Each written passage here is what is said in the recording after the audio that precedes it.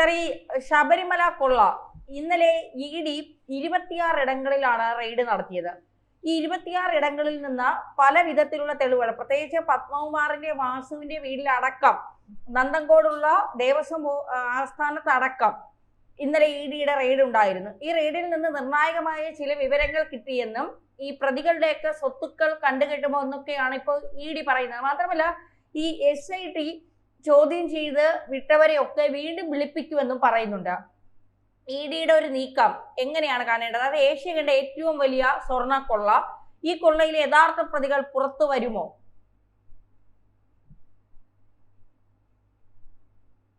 ഇവിടെ നമ്മളൊരു കാര്യം ആലോചിച്ചാൽ മതി. ദേവസ്വം ബോർഡ് ഇ.ഡി റൈഡ് ചെയ്യുന്നു എന്ന് ചിന്തിക്കുന്ന സമയത്ത് ഞാൻ വേറെ രീതിയിൽ ഒന്ന് പറയട്ടെ. ഇവിടുത്തെ രാഷ്ട്രീയക്കാര്, അത് ഞാൻ ഒരു പാർട്ടി അതിന് പ്രത്യേകിച്ച് എടുത്ത് പറയുന്നില്ല, ഈ രാഷ്ട്രീയ പ്രവർത്തനമായിട്ട് ജീവിക്കുന്ന ഒരു കാലഘട്ടങ്ങളായി ജീവിച്ചു കൊണ്ടിരിക്കുന്ന കുറെ ആൾക്കാരുണ്ട്, എല്ലാ പാർട്ടിയിലും ഉണ്ട്. ഇവരുടെ തുടക്ക സമയം, അതായത് ഇവരുടെ യങ് സമയത്ത് അവരുടെ വീട്ടിലെ സൗകര്യം, അവരുടെ രൂപം ഒക്കെ ഒന്ന് നോക്കുക. ഇന്ന് അവരുടെ അവസ്ഥ ഒന്ന് നോക്കുക. അപ്പൊ ആ രൂപത്തിൽ നിന്ന് ഈ രൂപത്തിലേക്ക് അവരെത്തി. അപ്പോ അവര് വേറെ അവരുടെ വീട്ടിൽ ബിസിനസ് പരമായിട്ടോ പൂർവികപരമായിട്ടോ കാര്യങ്ങൾ ഉണ്ടെങ്കിൽ അവരെ ഒഴിച്ചു നിർത്താം. അല്ലാത്ത ഒന്നുമില്ലാത്ത ചിലവര് ഓലപ്പെരയിൽ നിന്ന് വരെ, കുടിൽ നിന്ന് വരെ വന്നവര് ഇന്ന് വെട്ടി വിലസുന്നത് നമുക്ക് കാണാൻ സാധിക്കും.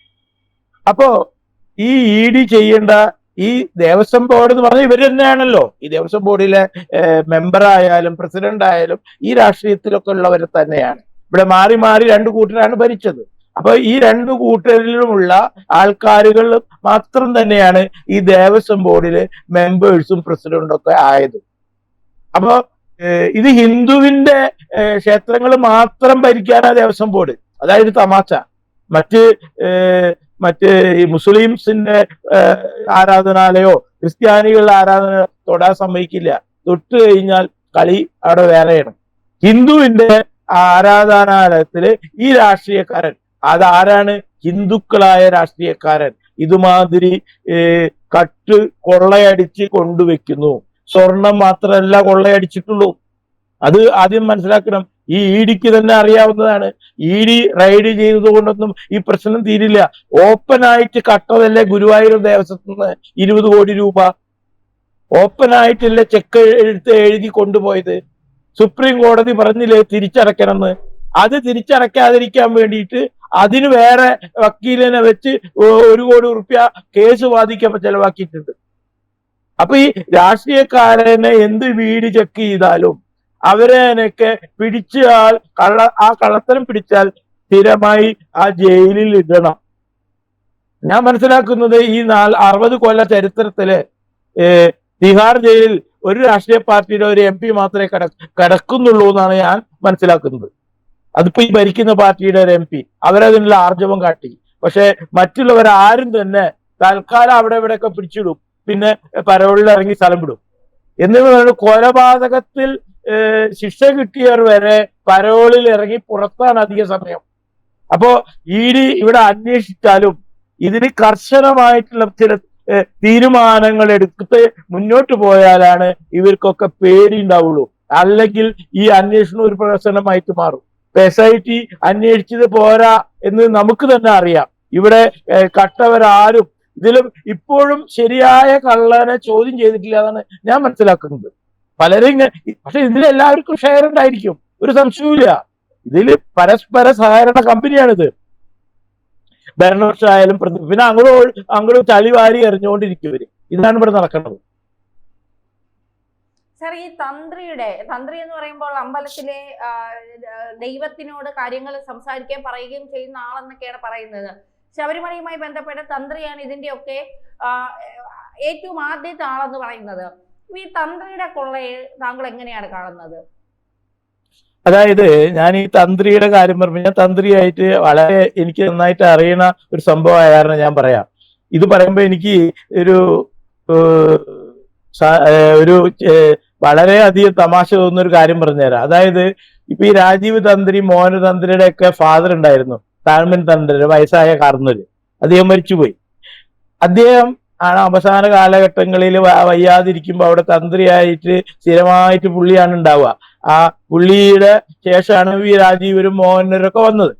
അപ്പൊ ഈ കാർന്നോര് വയസ്സായ പുള്ളി അവിടെ തന്ത്രിയായി ഇരിക്കുമ്പോ, ബോബ്രിക്ക് വയ്യാതെ ഇരിക്കുമ്പോഴും അവിടെ തന്ത്രിയായി വരുമ്പോ ഈ തന്ത്രിപ്പണി മുഴുവൻ ചെയ്തിരുന്നത് ഇന്ന് ടി വിയിലൊക്കെ ഭയങ്കര ഇതൊക്കെ നടക്കുന്ന ചാനലും ഒക്കെ നടത്തുന്ന നമ്മുടെ രാഹുൽ ഈശ്വർ അറിയോ?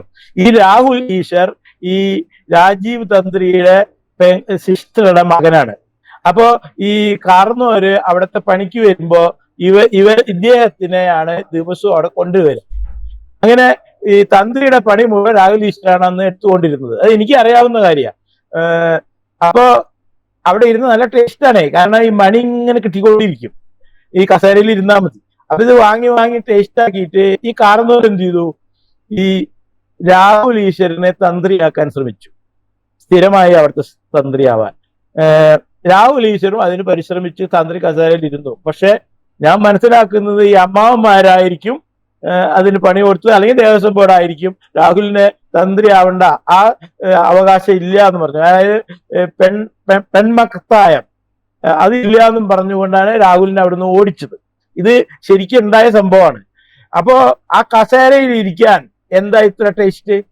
അപ്പൊ ആ ടേസ്റ്റ് അവിടെ ഉണ്ടെന്ന് മനസ്സിലായാൽ ഈ തന്ത്രി കസേര ഈ കാർന്നോർക്ക് അന്നത്തെ കാലത്ത്, അതായത് ഈ ശബരിമല എന്ന് പറഞ്ഞു കഴിഞ്ഞാൽ മലയാള ആൾക്കാര് പൂജിച്ച് വന്നിരുന്ന ഒരു സ്ഥലമാണ് ശബരിമല. സത്യത്തിൽ അമ്പലമല്ല. ശബരിമല എന്ന് പറയുന്നത് ഒരു സ്മൃതി മണ്ഡപമാണ്. അതായത് ഒരാള് സ്വയം ആ ഒരു പ്രത്യേക അതിൽ ഇരുന്ന് മരണം വഹിച്ച് അതാണ് സ്മൃതി മണ്ഡപം, മണിമണ്ഡപം എന്ന് അതിന് പറയാം. അവിടെ ഇരുന്നിട്ടാണ് ഈ അയ്യപ്പൻ എന്ന് പറയുന്ന അയ്യപ്പ സ്വാമി സ്വയം അവിടെ ഇരുന്ന് മരിച്ച് അവിടെ ഇരിക്കണത്. അതിനെയാണ് മണിമണ്ഡപം. അതിന്റെ തൊട്ട് ബാക്കിൽ അവിടെ ഒന്നും ആരും ശ്രദ്ധിക്കില്ല, ഈ അമ്പലത്തിലാ. അങ്ങനെ ഈ സ്മൃതി മണ്ഡപം പിന്നീട് അരയന്മാര് വന്നിട്ട് അവിടെ പൂജ നടത്തിയിട്ട് ഒരു ഓലക്കുടിലൊക്കെ ഉണ്ടാക്കി പൂജ തുടങ്ങി. അങ്ങനെയാണ് ശബരിമല കാലങ്ങളായിട്ട് അവരായിരുന്നു പൂജ നടത്തിയിരുന്നത്. അന്നത്തെ അമ്പലം എന്ന് പറഞ്ഞാൽ വെറുതെ ഓല കൊണ്ടൊക്കെ മറച്ചിട്ടുണ്ടാക്കിയതേ ഉള്ളൂ. ആ അമ്പലം ഒരു ക്രിസ്ത്യാനി വന്നിട്ട് കത്തിച്ചു കളയാണ് കാട്ടിക്കൂടെ വരുമ്പോ.